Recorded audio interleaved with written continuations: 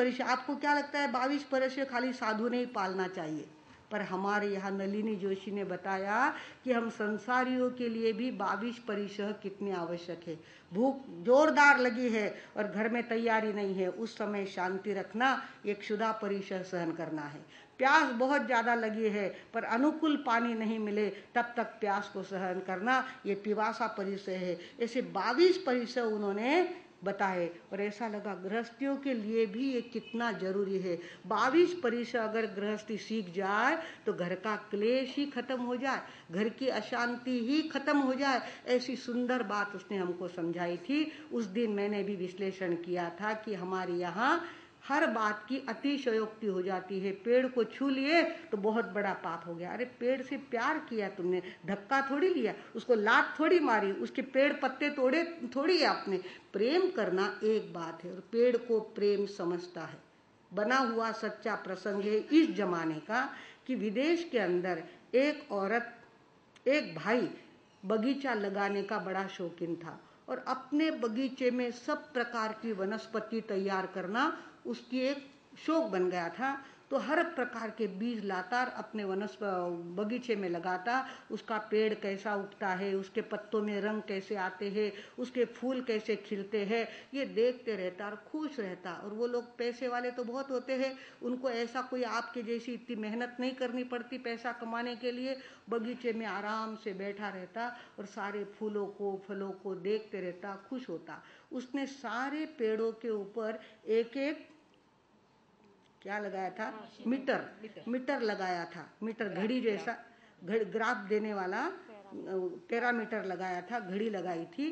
तो वो देखता, पेड़ के पास जा कर के पेड़ को वो अपने बाहों में भरता।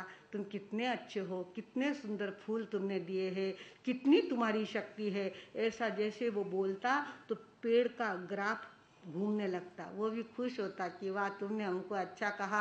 आप अगर कह दो बिन्नी कई आज मस्त रसोई करी थे, कई भाइयों था ना आत्र जिम्नो, बिन्नी एकदम खुश। थोड़ा सा मीठा बोलो तो खुश करने में देर क्या लगती है, तो वो खुश हो जाते थे। और दूसरे पेड़ के पास जाके कहा कि अब तक इतना पानी तुमको डाला और इतनी मेहनत की, अब तक तुम में फूल नहीं आए, अब तक फल नहीं आए।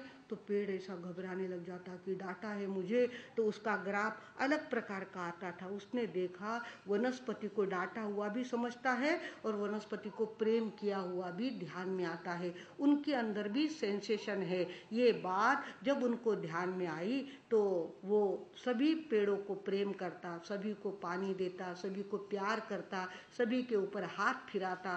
और एक बार वो बगीचे के अंदर दोपहर में छाव में सोया हुआ था और सारे पेड़ों पे जो वो घड़ियां लगाई थी, वो क्या बोलते उसको, मीटर लगाया हुआ था।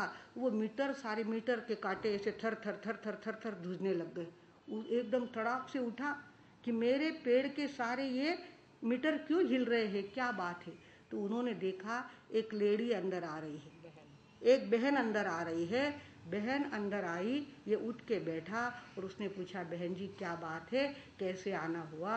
तो उसने कहा कि मैं, तुम्हारे पास बहुत सारी वनस्पति है और मैं वनस्पति को जलाकर उसकी राख बनाकर उस राख का दवा के रूप में क्या उपयोग हो सकता है इसका रिसर्च करती हूँ, इसका शोध लेती हूँ। तो आपके पास बहुत वनस्पति है तो हर पेड़ से एक एक डाली तोड़ करके उसकी राख मुझे बनानी है, उसको जलाना है। ये किसको समझा? बोलने के बाद मालिक को, मालिक को बोलने के बाद समझा। और वनस्पति को कब समझा? जब वो अभी तक बगीचे में आई है तब तक तो सारी घड़ियां हिलने लग गई, कांटा घूमने लग गया। और उस मालिक ने देखा कि मेरे सारे पेड़ों को डर लगा है, मेरे सारे पेड़ डरने लग गए हैं। उनको वे वाइब्रेशन ध्यान में आ गए कि हमको तोड़ेगा, हमको जलाएगा, हमारी राख करेगा, और वो घबराने लग गए। तो उसने कहा कि मेरे प्यारे पेड़ है, मेरे बच्चों से भी ज़्यादा लाडले मेरे पेड़ है, एक डाली तो क्या एक पत्ता भी मैं तोड़ने नहीं दूंगा। अपने आप खिलेंगे सो बात अलग है, मैं तो यहाँ का एक पत्ता भी तुम्हें तोड़ने करने नहीं दूंगा। ऐसा जब उसने अपने मुंह से उस बहन को कहा तो वे कांटे जो हिल रहे थे वो शांत हो गए। अब हमको कोई डर नहीं, हमारा मालिक हमको संभालने वाला बैठा है, अब हमको कोई डर नहीं। मतलब वनस्पति को भी प्रेम अपेक्षित है, तो आदमी की तो बात ही क्या है। आदमी को तो हम जो भी आदमी हमारे सामने है, हमारे संपर्क में है, देख लेना चाहिए उसमें कौन सी कषाय है, कौन सी लेशा है। इस लेशा का उदय उसका चल रहा है, उसको अपने ढंग से जीने दो। हम अपनी तरफ से उसको प्रेम का स्नान कराते रहेंगे, आज नहीं तो कल उसमें परिवर्तन आए बिना रहेगा नहीं। ये पाठ हमारे माताजी मार साहब ने प्रैक्टिकल जिया है। आप सब बेलापुर वाले और हमारे सिंगी जी अच्छी तरह से जानते हैं कि भीखचंद जी राय सोनी का स्वभाव कैसा था। इतना गर्म स्वभाव था, इतना कड़क स्वभाव था। और माताजी मार साहब सामायिक लेके बैठते थे, कहते देखो जरे 4 आंकड़ो घालने बैठ जावे, जरे देखो जरे 4 आंकड़ो घालने, 4 आंकड़ो मतलब मांडी घाल के बैठ जाते हैं, सामायिक लेते हैं। कुत्ता आया तो सहन नहीं होता था, पीछे के दरवाजे से कोई चमार महार अगर आ जाए तो उनको एकदम से गर्म हो जाते थे, हट जा यहाँ से, इतना गुस्सा था उनको। और माताजी मार साहब थे जो उनको जाने के बाद जो भी पीछे से आते थे, काकू आज आमच्या इथं हे नाही हो, घेऊन जा बाबा। किसी को दूध दिया, किसी को दही दिया, किसी को आटा दिया, किसी को शक्कर दी, किसी को जो चाहिए वो देते रहे।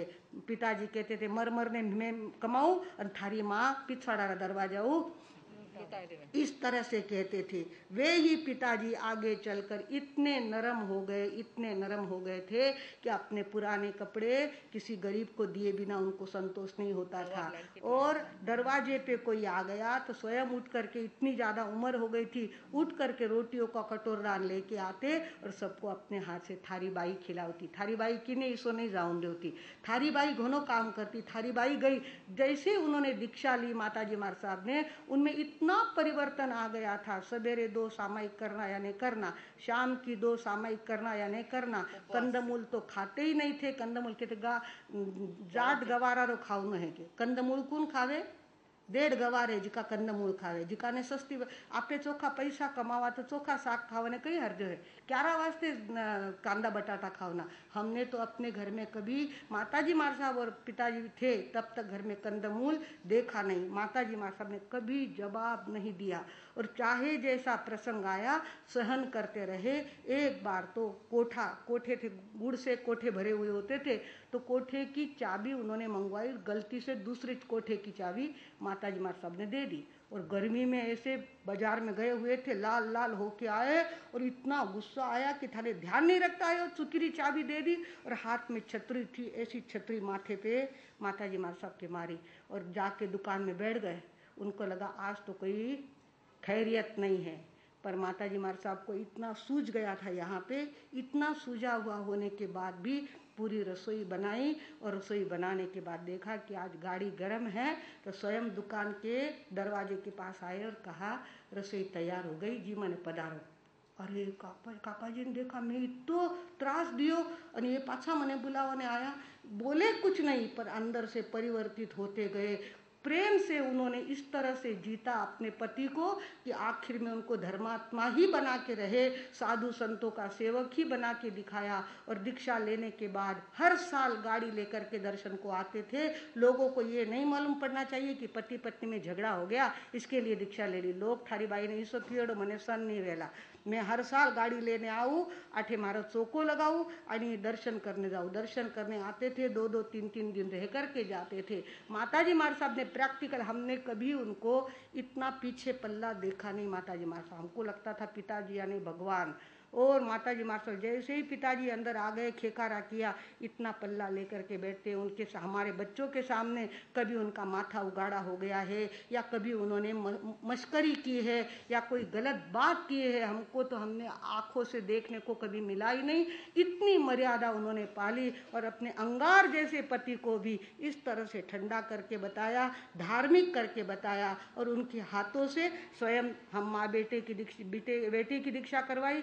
उसके बाद मधुस्मिता जी और मंगल प्रभा जी की दीक्षा पिंपल गांव में हुई। अरुण प्रभा जी की दीक्षा मिरी में हुई। तो वहां आके बैठे, मेरी दोहिती है, ये जितना खर्चा है मैं करूंगा, मेरे घर से जिन शासन को ये भेंट अर्पित करूंगा। इस तरह से हमारी दीक्षा के समय बम्बई के दफ्तरी कुन गिरधर भाई दफ्तरी इतनी विनंती करते थे कि बम्बई में दीक्षा करो, माँ बेटी की दीक्षा बम्बई में करो। माता पिताजी ने कहा मेरे पास होगी वो दाल रोटी मैं खिलाऊंगा। मेरे घरवाली और मेरी बेटी दीक्षा ले रही है, मेरी बेटी की शादी करता तो